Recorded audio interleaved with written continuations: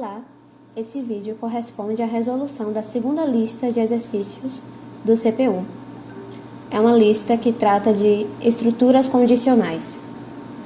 Nós começamos a resolução com as questões do bcrowd e a primeira delas é a questão 1013, chamada de o maior.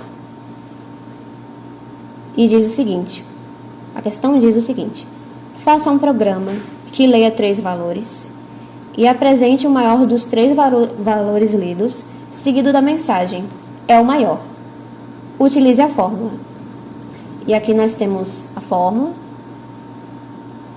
e uma observação. A fórmula apenas calcula o maior entre os 2 primeiros, A e B. Um segundo passo, portanto, é necessário para chegar no resultado esperado. Então, a especificação da entrada, o que vai ser a entrada, o arquivo de entrada contém 3 valores inteiros, e a saída. Imprima o maior dos 3 valores seguido por um espaço, e a mensagem é o maior. Aqui nós temos exemplos de entrada e exemplos de saída, as saídas respectivas dos valores. Então, como a própria questão diz, eu faço um programa, né, que leia 3 valores. E a gente sabe, pela parte de entrada da questão, que são 3 valores inteiros. Além disso, vendo o exemplo de entrada, a gente percebe que todos esses valores vão ser inseridos numa mesma linha. Então, vamos criar as variáveis A, B e C. Vamos receber esses valores com o input. Mas como é na mesma linha, a gente precisa usar o split para poder separar cada um desses valores em uma das variáveis que a gente nomeou. Nesse caso, A, B e C. Só que o tipo que a gente recebe a variável com input não é o tipo correto. A gente precisa colocar como valor inteiro. Então, A igual a int A, B igual a int B e C igual a int C. Ok, essa é a parte que a gente recebe os valores. Mas a gente precisa fazer cálculos, né? Calcular o maior entre cada par desses valores que a gente tem e ainda fazer os testes, as condicionais. Primeira coisa que a gente pode tentar descobrir é quem é o maior entre A e B. Até se espelhando na própria fórmula, que diz maior a B aí tem a formulazinha, a continuação da fórmula. Então, maior a B, a gente precisa apenas seguir essa fórmula.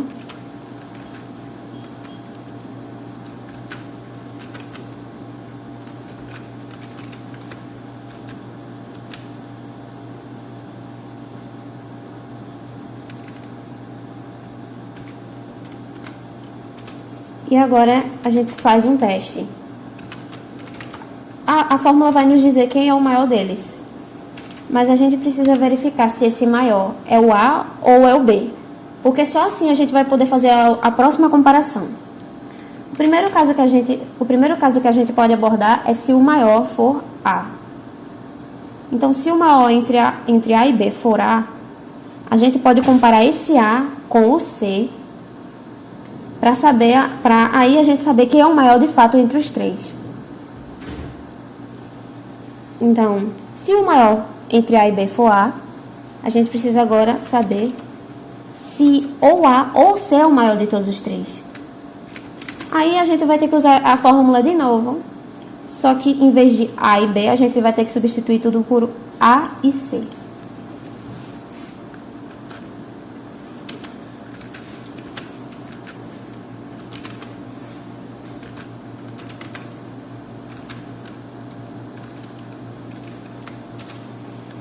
E aqui a gente tem 2 casos de novo.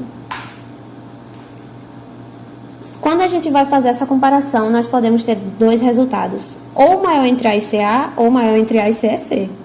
Então, a gente pode primeiro responder para caso o maior entre eles seja A. Caso o A seja maior, a gente vai imprimir a mensagem A é o maior.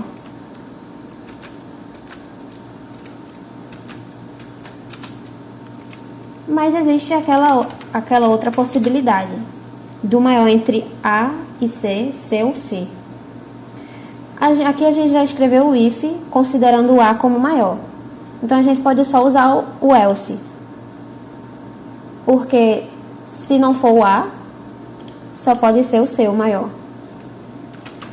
Então, print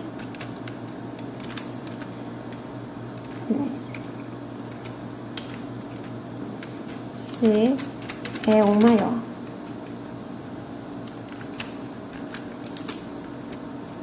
Agora a gente tem outro caso.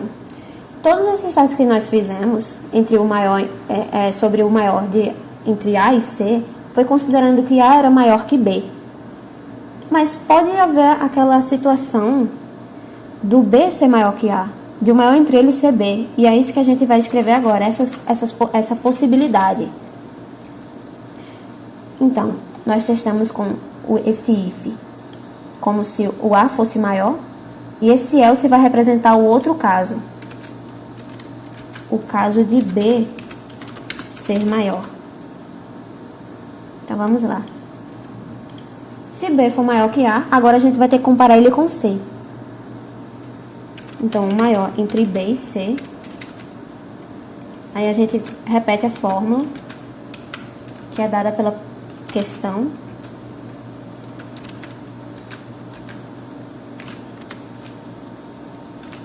E pergunta: entre B e C, quem é o maior? A gente trata uma das possibilidades, que é o maior entre ele ser B, e consequentemente, se B é maior que C e B é maior que A, que é a situação que o else trata aqui, obviamente ele vai ser o maior dos três valores. E é isso que a gente imprime com o print.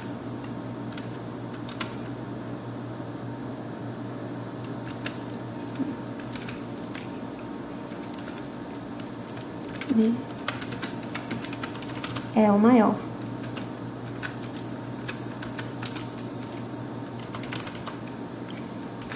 Mas talvez o B não seja o maior.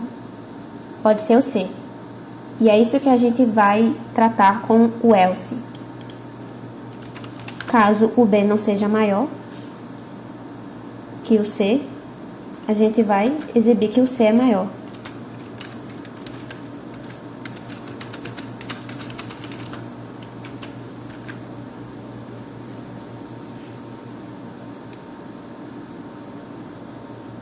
Então, revisando o que a gente fez nessa questão, a gente recebeu as variáveis e colocou elas para o tipo certo, o tipo int. A própria questão diz que são três valores inteiros. A gente fez o primeiro cálculo, já que a questão também diz que a fórmula apenas calcula o maior entre os dois primeiros valores. Então, um segundo passo é necessário. Então, primeiro a gente calculou o maior entre A e B, usando a fórmula. Verificamos se entre esses dois, quem é o maior? A ou B. E para cada caso verificamos quem é o maior entre ele, nesse primeiro caso aqui, entre A e C, e aqui entre B e C. Agora vamos ver.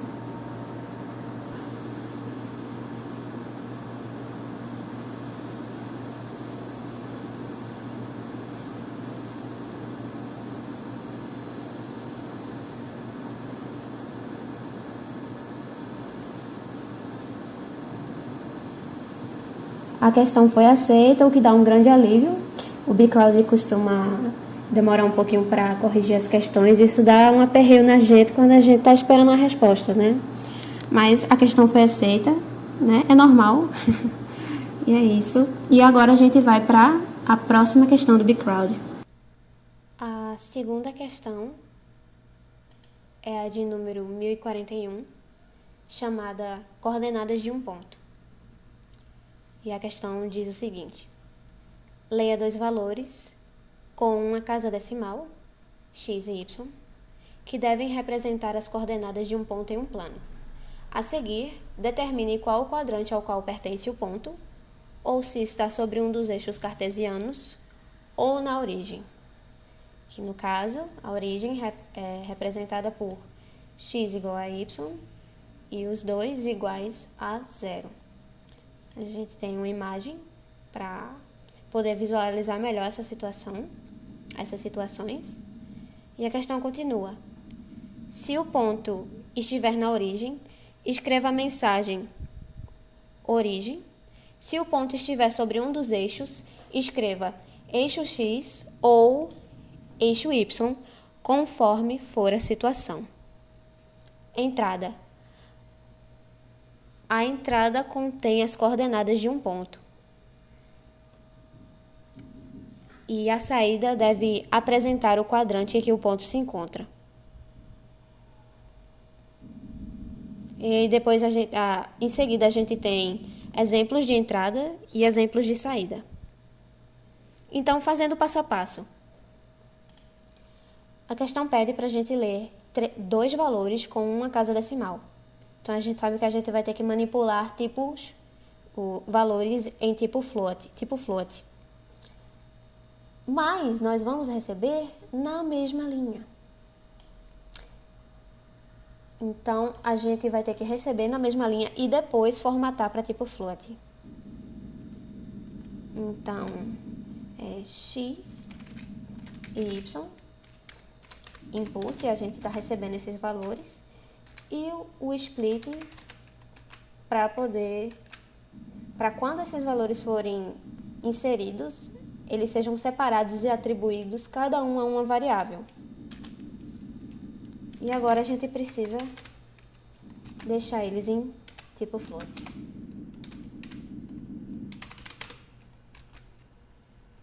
Ok. E o próximo passo, vamos ver aqui. E agora a gente precisa tratar todas as situações. A situação mais simples de todas é a da origem.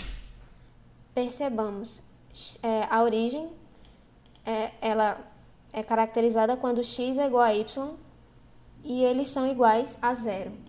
Então, a gente pode escrever um if x igual a y igual a 0. O que a gente tem? A questão pede para a gente imprimir origem. Então, print origem. Mas existem outras condições também. Então, outras condições mais simples são estar sobre o eixo x ou sobre o eixo y. E quando é que isso acontece?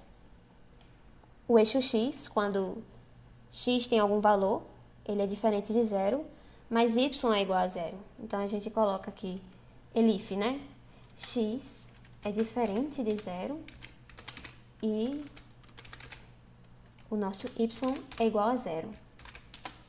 Então, quando x é diferente de 0, está sobre essa linha aqui. X diferente de 0 e y igual a 0, que é exatamente a condição tratada por esse elif. Então, a gente vai imprimir eixo x. Agora tem a outra condição, que é o x ser igual a 0 e o y ser diferente de 0.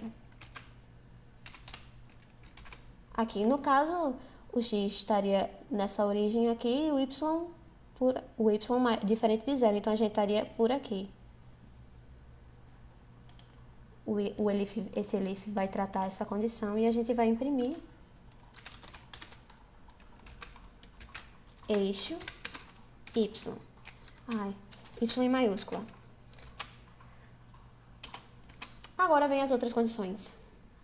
Caso nenhum dos dois for igual a 0, porque as primeiras condições que a gente tratou aqui, ou os dois eram iguais a 0, ou então só um deles era igual a 0. Mas pode ser que nenhum dos dois seja igual a 0. E é isso que a gente precisa tratar. Quando acontecer esse tipo de condição, a gente vai estar sobre um dos quadrantes. E é isso que a gente vai precisar tratar. Então, elif. Vamos lá. Se x for maior que zero e y também for maior que zero, o que é que a gente tem? Né? X maior que zero, y maior que zero também, a gente está no quadrante 1. E é isso que a gente vai imprimir. Print Q1. Do jeito que a questão pede. Ainda outra condição. De x ser menor que zero e o y ser maior que zero. Vamos lá. X menor que zero, y maior que zero, a gente vai estar no quadrante 2. De novo, usando o print. Q2. Ainda tem outra condição. E a gente precisa tratar elas. Do x ser menor que zero e o y também ser menor que zero. E o que é que a gente tem aqui? X menor que zero e y menor que zero. A gente está no quadrante 3. Então, vamos imprimir isso.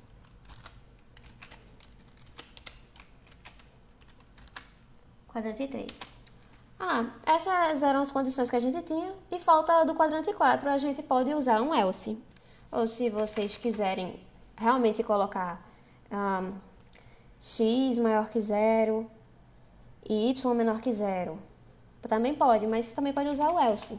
Que já que nenhuma das outras condições foram satisfeitas, só resta a situação de ser o quadrante 4. Else, aí print, quadrante 4. Então, resumindo, revisando o que a gente fez. Nós recebemos os valores, essas coordenadas. Na mesma linha, nós tivemos que usar o split. Tivemos que colocar todos eles para valor float, porque a questão diz que vai ser em valor aqui com uma casa decimal e os próprios exemplos também têm casa decimal. Depois nós precisamos tratar cada uma das condições de ser na origem, x e y igual a zero, ou então x diferente de zero e y igual a zero para ser o eixo x, ou então o contrário, o x ser igual a zero e y ser diferente de zero, e as outras condições de nenhum deles ser igual a zero. Então,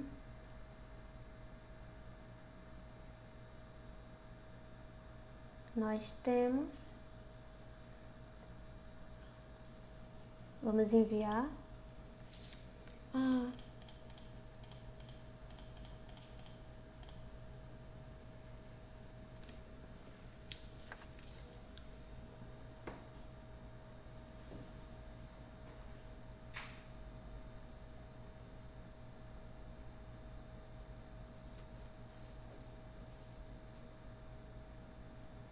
e foi aceito, o que dá um baita felicidade. E essa ideia de mostrar uns confetes na tela, eu acho tão fofo, tão legal para quem está fazendo a questão, está realmente esperando que a sua lógica esteja certa. Mas agora nós temos que ir para a próxima questão, né? Que é a questão 1049. É a última questão do BCrowd. E ela se chama animal. E ela diz: neste problema, você deverá ler 3 palavras que definem o tipo de animal possível segundo o esquema abaixo, da esquerda para a direita. Em seguida, conclua qual dos animais seguintes foi escolhido, através das 3 palavras fornecidas. Entrada. A entrada contém 3 palavras, uma em cada linha, necessárias para identificar o animal segundo a figura acima, com todas as letras minúsculas. E a saída, imprima o nome do animal correspondente à entrada fornecida. Aqui nós temos exemplos de entrada e aqui nós temos exemplos de saída. Ok. Então, ler 3 palavras que definem o tipo de animal. Então, a gente pode interpretar como classes e subclasses nesse gráfico. Tem um gráficozinho, uma espécie de árvore, né? Para a gente saber classificar esses esse animal para a gente poder saber que animal, segundo as entradas. Então, as duas primeiras grandes classes são vertebrado e invertebrado. Seria o primeiro grande tipo que a gente tem para saber que animal, o animal de fato está aparecendo aqui em rosa.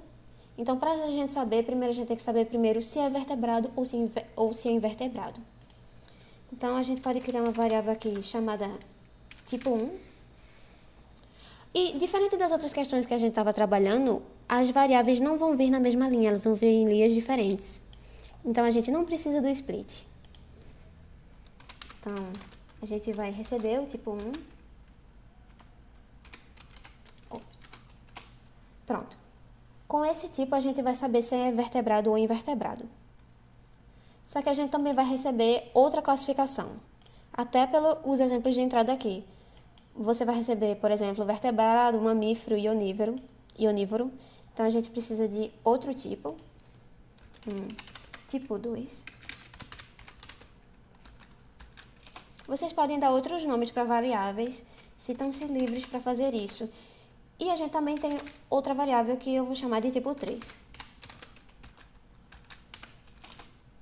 Então, depois que a gente recebe esses tipos, a gente precisa tratar com estruturas condicionais cada uma das possibilidades. E nesse caso nós temos 1, 2, 3, 4, 5, 6, 7, 8. São 8 possibilidades.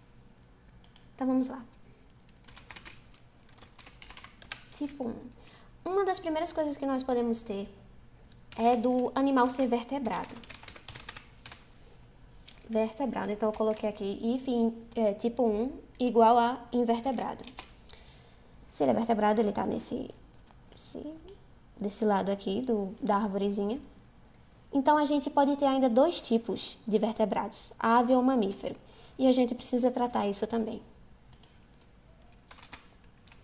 Se for ave, né? Dos vertebrados nós temos ave e mamífero. Se for ave, e também pode não ser ave, então vou deixar um else aqui. Esse else vai representar o caso de ser mamífero. Então, se for ave, a gente ainda tem mais outros 2 tipos, ser carnívoro ou onívoro. Então, a gente também precisa tratar essas condições. If tipo 3 igual a carnívoro. Carnívoro. Ok. Então, indo por aqui. Deixa eu dar uma ampliada aqui. Se o tipo 1, se ele for vertebrado, ave, que é esse outro if aqui, e for carnívoro, que é o terceiro if, nós vamos ter uma águia. Então, temos que imprimir print águia. Mas pode não ser carnívoro, pode ser onívoro. Então, para esse if aqui, nós vamos ter ampliar mais, um else. Esse else aqui é para esse if.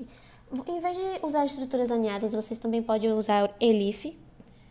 Varia, talvez vocês, depende de como vocês visualizem melhor a questão.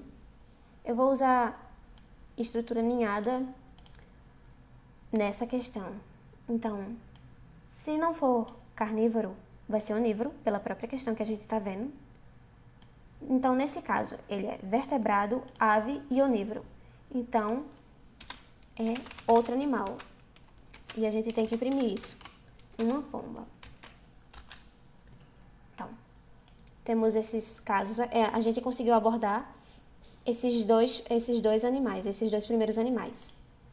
Mas, como eu disse, talvez esse vertebrado, que está sendo tratado por esse primeiro if, não seja uma ave. A gente até colocou o else aqui. Ele pode ser um mamífero. Aí vem mais 2 classificações. Se ele é um mamífero, o tipo 3 dele pode ser onívoro. Aí, caso ele seja onívoro, a gente sabe que é um homem. Então, homem. Ops. Aqui. Homem.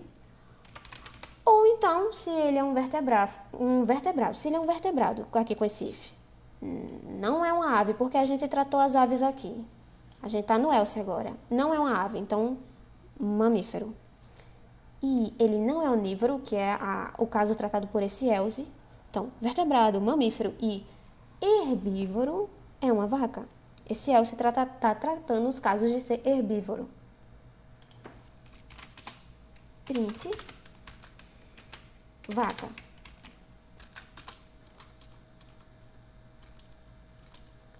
Então, até agora nós conseguimos tratar 4 animais.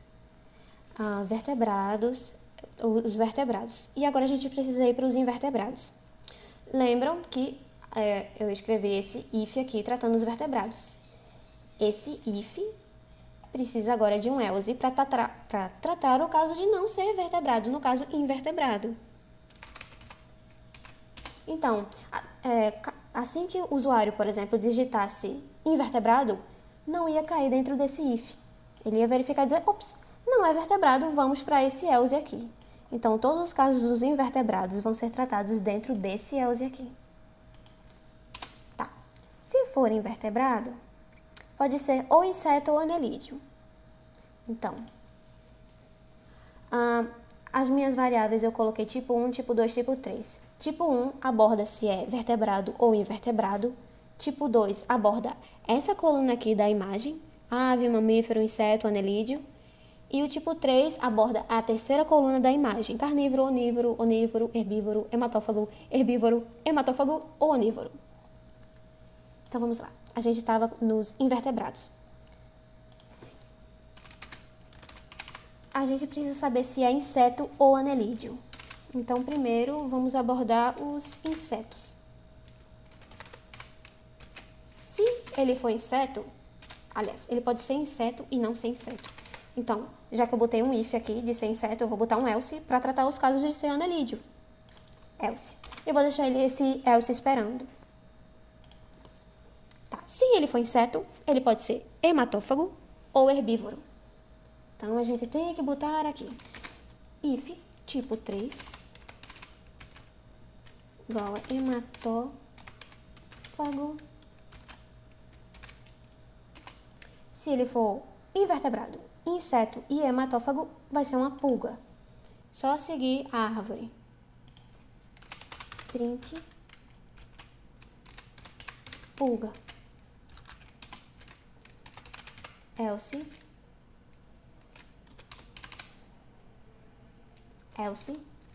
Tá, e se não for hematófago?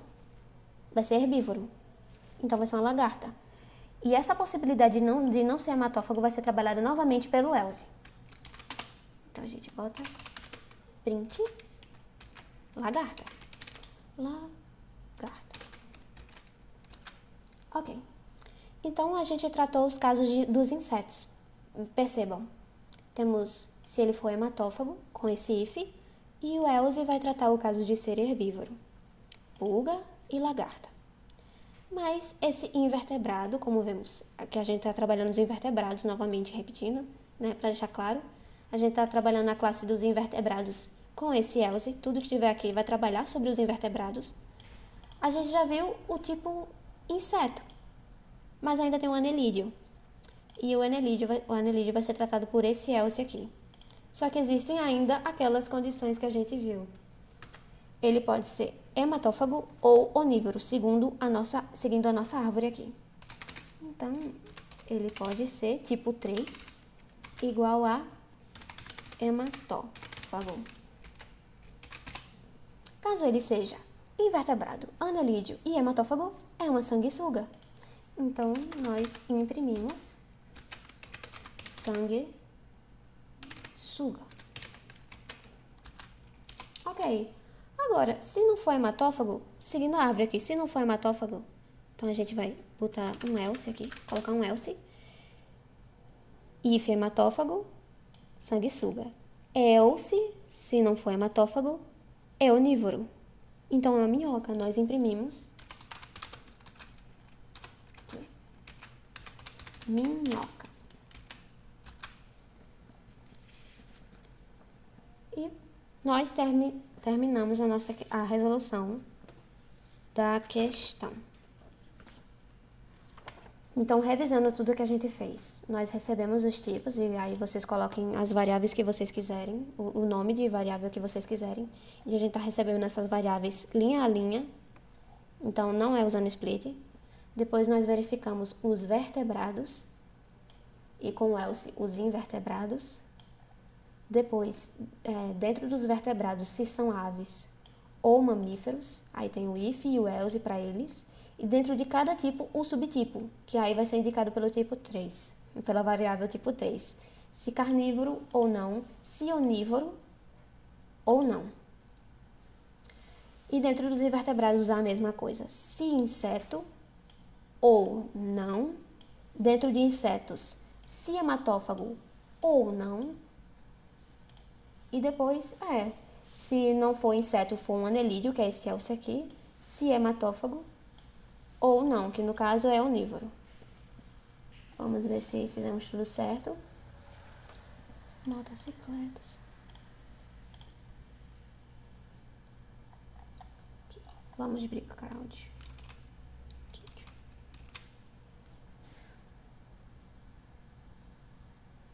E foi aceito, para nossa alegria. E agora a gente vai ter que ir para as questões do Colab.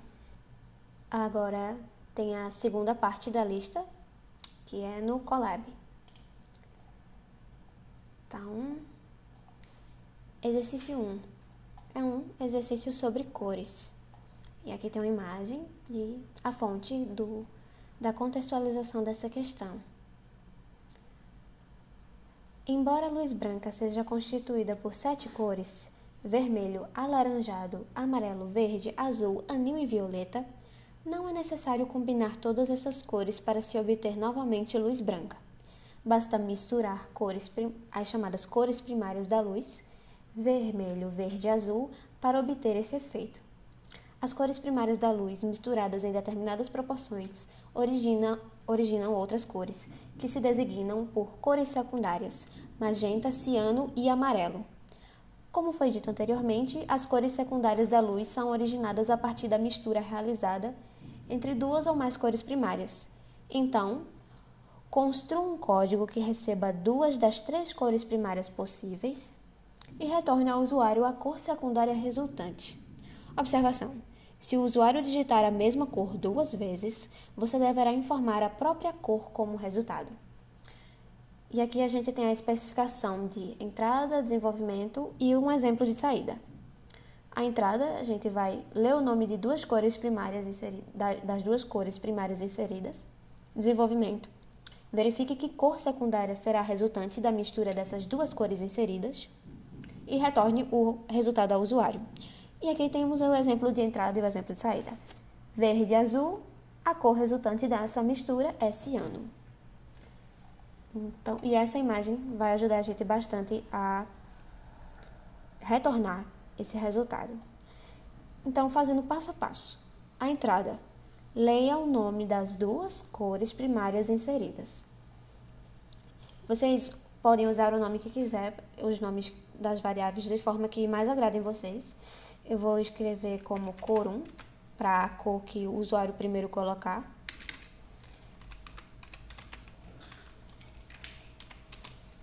E cor 2.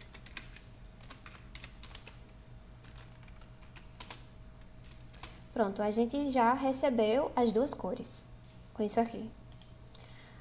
E um caso mais simples da gente testar é se o usuário, aqui, o que está dito na observação, se o usuário digitar a mesma cor 2 vezes, que no caso vai ser a mesma cor que ele digitou a resposta.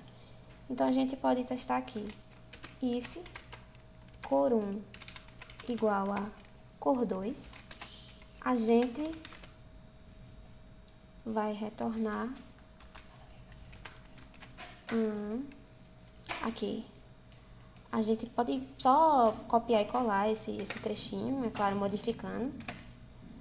A gente vai responder: a cor resultante dessa mistura é a cor que o usuário digitou. Aí aqui dentro dos colchetes vocês podem colocar, no meu caso, né, cor 1 ou cor 2, porque eles são iguais, então não vai fazer diferença. Só que existem os outros casos que a gente precisa testar, que a gente precisa abordar com um elif ou else, como vocês quiserem. A cor 1 que o usuário, dependendo do caso, vocês podem usar elif ou else e aí usar estruturas alinhadas. Pronto, mas eu vou usar elif aqui. A cor 1, ela pode ser vermelho ou verde ou azul. E eu vou começar pelo vermelho. Então, elif cor 1 igual a vermelho. Pronto, aí a gente precisa abordar todas as possibilidades que a gente tem. Se o usuário digitar vermelho, ele pode digitar ou verde ou azul. Vermelho com verde dá amarelo.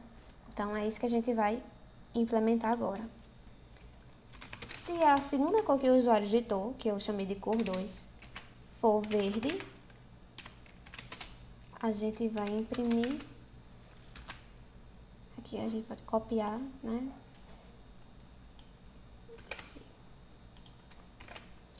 A cor resultante dessa mistura a gente viu que é o amarelo. Amarelo. Mas pode não ser verde, pode ser azul. Eu posso colocar um else aqui, né? Já que se não for verde, e a gente já tinha dito que a primeira cor é vermelho, é o azul. E vermelho com azul é igual a magenta. E é isso que a gente vai imprimir. Print. A cor resultante dessa mistura a gente coloca aqui, magenta. Mas talvez a primeira cor que o usuário coloque não seja vermelho, pode ser outra cor, no caso verde ou azul. Então a gente vai abordar essas situações também. Verde, vamos começar por verde. Se o usuário digitar verde, ele pode colocar como segunda cor, ou vermelho ou azul. Então vamos lá. If cor 2 igual a vermelho.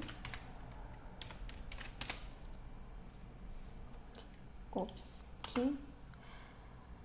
A gente até já meio que testou isso com primeiro o usuário digitando vermelho e depois verde. E a gente viu que é amarelo. Mas como o usuário pode fazer essa inversão, colocar o verde primeiro e só depois digitar o vermelho, né? Seguir essa ordem aqui, a gente também precisa tratar essa situação. A gente sabe que é amarelo.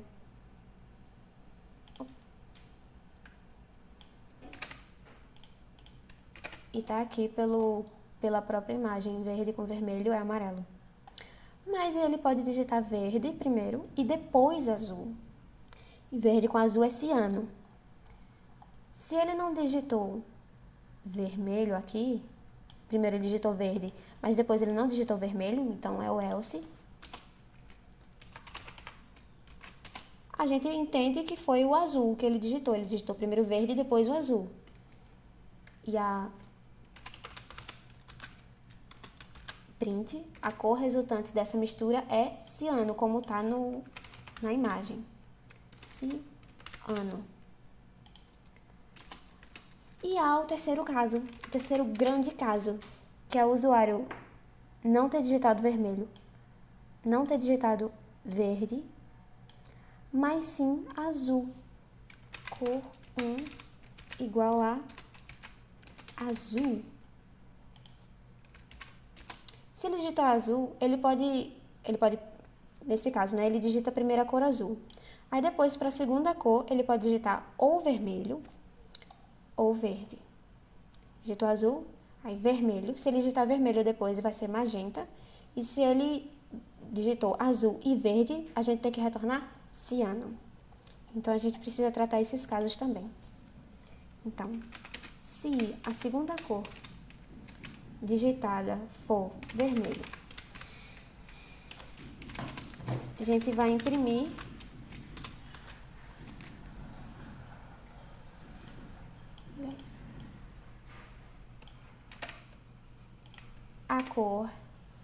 azul e vermelho. A cor resultante dessa mistura é magenta. Magenta, não sei. Else é o caso dele ter digitado primeiro ele ter digitado azul e depois verde. E a gente sabe que a resposta é ciano. A cor resultante dessa mistura é ciano. Ok? Azul e verde, ciano. Pronto. Então, resumindo, voltando o que a gente fez. Recebemos as cores e também a gente abordou alguns casos. Os casos possíveis do que o usuário colocou, do que nós devemos responder. Da cor ser igual, aí a gente devolve a mesma cor, das cores serem iguais, então a gente retorna a mesma cor. Aí, caso a primeira cor seja vermelho, tem as outras possibilidades. As possibilidades da segunda cor, verde ou azul. E também tem as outras duas grandes possibilidades. Aí, aqui é representado por esse pedaço de código. Caso ele primeiro digite vermelho, ele pode digitar ou verde ou azul depois. Caso ele digite verde como a primeira cor, ele pode digitar ou vermelho ou azul. E caso ele digite primeiro azul, ele pode misturar essa cor azul com o vermelho ou com o verde. E agora a gente pode testar. Vamos ver, sei lá, vamos para o primeiro caso, das cores serem iguais. Eu vou colocar verde aqui e verde aqui. E é para ele retornar verde. A cor resultante dessa mistura é verde.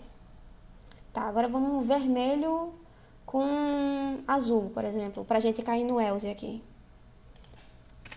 Vermelho com azul. É magenta. Agora verde e vermelho. Tem que escrever direitinho. Verde e vermelho. A cor aqui, ó. Primeiro eu digitei verde, depois eu digitei vermelho. A cor resultante dessa mistura é amarelo. Como tá bem bonitinho aqui. E depois a gente pode testar, não sei, azul e verde, para cair nessa proposta, né, de ter digitado primeiro o azul. E o verde, que aí a gente cai no else, porque verde não é vermelho. Azul e verde. A cor resultante dessa mistura é ciano. E agora a gente vai para a próxima questão da lista no Colab. E é um exercício que aborda, né, tem o contexto da unidade de terapia intensiva. Temos uma imagem, uma fonte, e um pouco sobre o surgimento da unidade de terapia intensiva e uma descrição das divisões das classes dentro da UTI. As UTIs podem ser classificadas conforme o tipo de paciente em neonatal, pediátrico e adulto. Ainda você pode encontrar as UTIs especializadas, como a cardiológica, cirúrgica, neurológica e entre outras. Só que a gente tem que abstrair a coisa, tornar mais simples, porque o objetivo dessa lista de exercícios são as estruturas condicionais. Então, diz aqui. Construa um programa que auxilie o sistema de saúde do hospital em direcionar os pacientes para as UTIs corretas, de acordo com cada caso de teste. Observações. Pedimos para que vocês realizem uma abstração, que foi o que eu disse, pois sabemos que os critérios são muito mais complexos que apenas idade e especialidade para realizar o direcionamento correto do paciente para a UTI. Essa questão serve apenas para testar seus conhecimentos sobre estruturas condicionais. É esse o objetivo dessa lista de exercícios.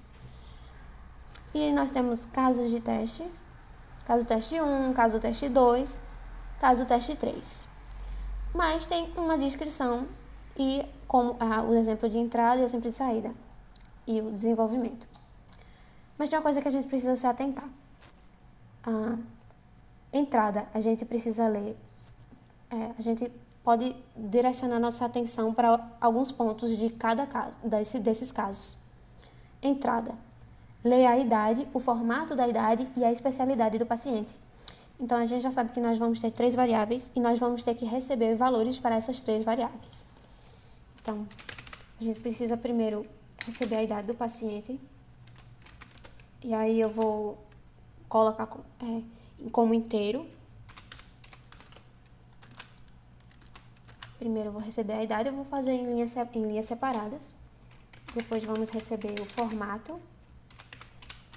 Como o formato é uma palavra, a gente não precisa dizer que a gente não pode dizer que é um número, né? Ou int ou float. Então, a gente deixa o input quietinho.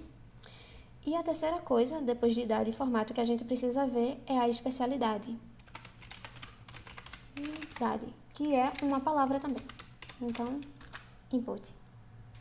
Ok. Um passo da atividade a gente já fez, que é ler esses dados, esses 3 dados que tem aqui que a questão precisa. Considere a seguinte faixa classificatória. De 0 a 28 dias é neonatal. 28 dias, após 28 dias até 20 anos incompletos, pediátrico, 20 anos para cima, adulto. Mas ainda tem as especialidades, cardíaco, neurológico e nenhuma. A gente pode abordar a questão da seguinte forma. Se o paciente tiver alguma especialidade cardíaca ou neurológica, no caso, a gente vai direcionar para uma UTI especializada. Caso ele não tenha ele não tenha uma especialidade definida, no caso vai ser nenhum, a gente vai direcionar a resposta para ou neonatal, ou pediátrico, ou adulto. Então, primeiro nós vamos verificar a especialidade. Se a especialidade for igual a cardíaco, o que é que a gente precisa imprimir? Que o paciente deve ir para uma UTI especializada, que é a cardíaca. Mas a gente tem essa especialidade, que é a cardíaco, né? A UTI especializada cardíaca, e tem neurológico. Então, a gente também precisa abordar isso. Especialidade igual a neurológico.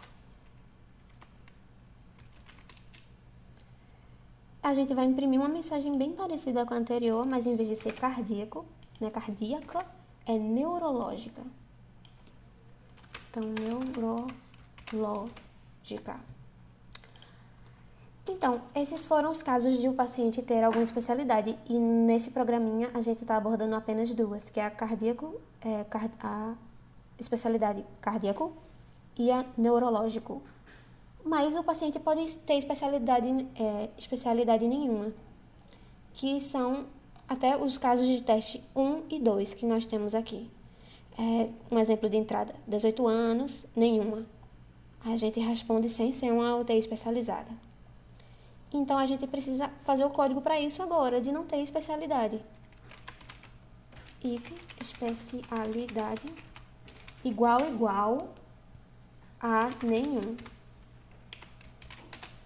Então, o que é que a gente tem aqui? Se não tiver nenhuma especialidade, nós precisamos ir pela idade do paciente. E aí que a gente vai começar a tratar cada caso, se é neonatal, se é pediátrica ou se é adulto. Vamos lá. Qual é a condição que a gente tem para ser neonatal? 0 a 28 dias. Então, vamos colocar aqui.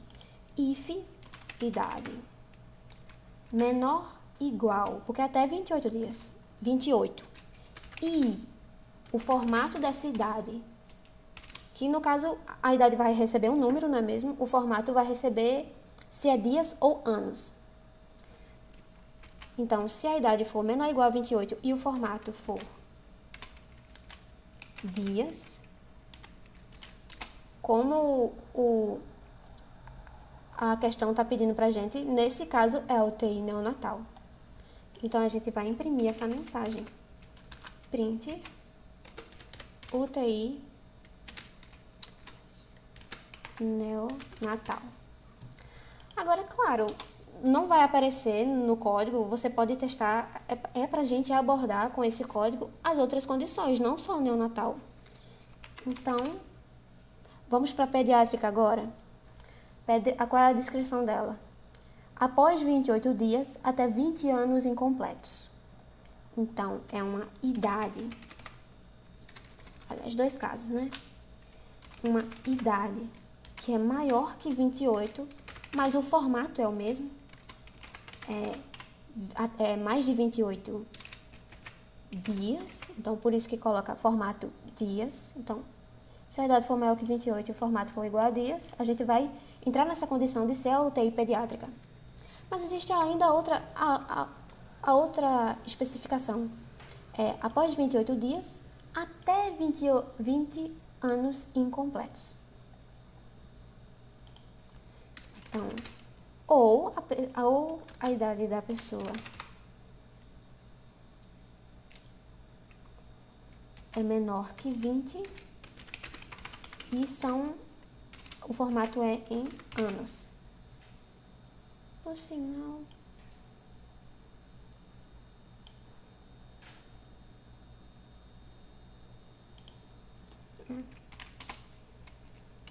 então a gente vai imprimir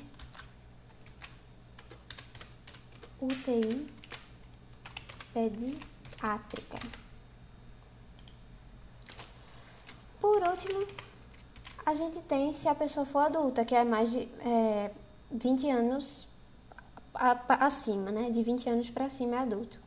Como a gente já abordou os outros dois casos aqui, o que não se encaixar nos outros vai vir para o ELSE. Então, a gente pode imprimir UTI adulto. UTI adulto. Vamos testar aqui. Vamos seguir os casos que estão especificados na questão. Os exemplos que a gente tem. 15 dias e nenhuma. É para retornar UTI neonatal. Então, 15 dias e nenhuma.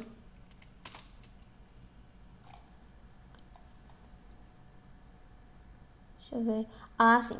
Eu coloquei. Olha só, quando a gente faz comparação entre strings, né, entre palavras, se a gente botar uma letrinha errada, vai dar errado, né? Eu coloquei nenhum aqui e o nosso ELIF recebe nenhum. Então, eu preciso digitar direitinho nenhum. 15 dias, nenhum. UTI neonatal, como está especificado no caso de teste 1. Caso de teste 1, no caso de teste 2, por sinal. Agora, indo para o caso de teste 1, 18 anos, nenhuma. UTI pediátrica. Por sinal, que está escrito nenhuma, então é para ser realmente nenhuma aqui. Aí, aquele exemplo que eu ia rodando vai dar certo aqui, com o nenhuma. UTI neonatal. Então, a palavra precisa ser exatamente igual. Nesse código que a gente está fazendo aqui, que faz uma comparação mais simples. Ele não aborda diferente, como o usuário pode digitar uma palavra de forma diferente. Sem o A, nesse caso, por exemplo, em vez de escrever nenhuma, escreve nenhum. Então, o outro caso que a gente tinha era 18 anos e nenhuma. UTI pediátrica, assim como está escrito no caso de teste 1, como resposta. E a gente tem o caso de teste 3, 21 anos, cardíaco. E é para dizer que é uma UTI especializada cardíaca. 21 anos, cardíaco.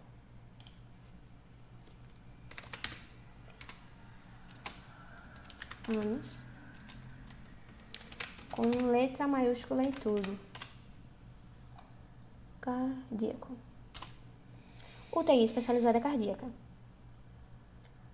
Agora, vendo uma coisa aqui que eu posso melhorar.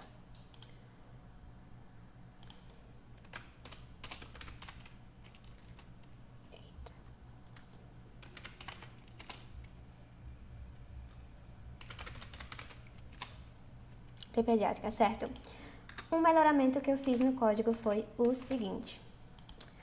Eu havia colocado nesse ELIF que Claro, se não for UTI neonatal, a idade da pessoa tem que ser mais que 28 dias ou menor que 20 anos. Então, é essa o código que a gente fez.